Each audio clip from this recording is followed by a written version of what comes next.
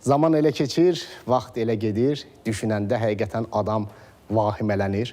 Bunun sirri nədir, bilən yoxdur. Hərə bir fərziyyə irəli sürür, amma indi hətta uşaqlar da hiss edir ki, zaman tez keçir. Bu sir hər kəsi məyus edir, çünki ömürdən gedir. Artıq 2025-ci ili də yola salmağa hazırlaşırıq. Paytaxtda yeni ilə hazırlığın getdiyi hiss olunur. Bu il həm də bulvarda ilk dəfə buz meydançası istifadəyə verilib. Əməkdaşımız Ülkər Əliyeva həm Bakının bayram hazırlıqları, həm də insanların bayram ərəfəsində təəssüratlarını öyrənib.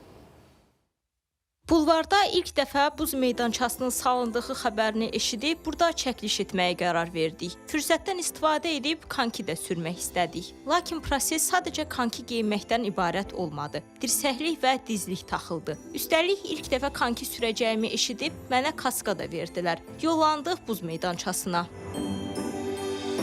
Gördüyünüz kimi təhlükəsizliyim tam təmin olunmaqla buz meydançasındayım. Buz meydançası beynəlxalq təhlükəsizlik standartlarına uyğun şəkildə inşa edilir. Bu səbəbdən kiçikdən böyüyə hər kəs burada əyləncəli vaxt keçirə bilər. Mənim kimi buz üstündə sürüşməyi bir qədər yaxşı bacarmayanlar üçün isə bu köməkçi alətlər qoyulub.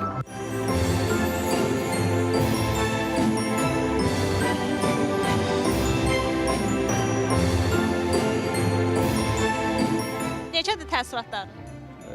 Yaxşı, amma yıxıldım biraz. Qarnımın üstünə ağırtdı, amma belə yaxşıdır. Xoşum gəlir. Birinci dəfədir çıxıram, çox bəyəndim, çox qəşəngdir. Yeniliklərdən biri də buz meydançasının, açıq havada ilk buz meydançasının yaradılması ilə bağlıdır. 750 kvadrat metrlik bir sahəni əhatə eləyir və burada insanlar rahat şəkildə geniş bir ərazidə konki sürə bilərlər. Buz meydançası beynəlxalq standart və keyfiyyət göstəricilərinə, standartlarına tam cavab verir.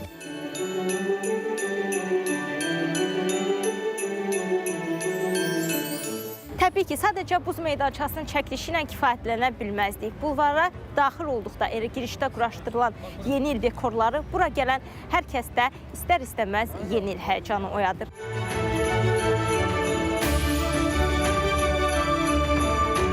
Diqqətimi ən çox çəkdi ki, Targovoda biraz kiçik idi, soyuq əllər, isti ürəklər. Amma burada daha geniş, daha yaxşıdır. Özellikle bu buz meydançası benim için en sevimli hissə oldu. Çok beğendim.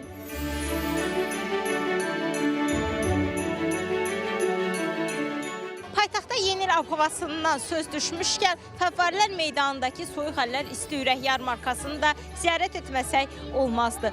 Bu yarmarkadakı ab-hava daha çox xarici ölkələrdəki yeni il ərəfəsini xatırladır. Bakıda gördüyüm yeni il ab-havası mənim üçün yenilik idi. Bura yeni il ərəfəsində gəldiyimə çox sevindim. Bütün dost-tanışlarıma yeni ili Bakıda keçirməyi məsləhət görəcəm. Şəhəri çox bəyəndik. İnsanlar mehriban, gülərüzdür. Azərbaycan haqqında çox məlumat eşitmişdik. Yeni il ərəfəsində Bakıda fərqli ab-havanın olduğu deyilmişdi. Deyildiyi qədər var imiş.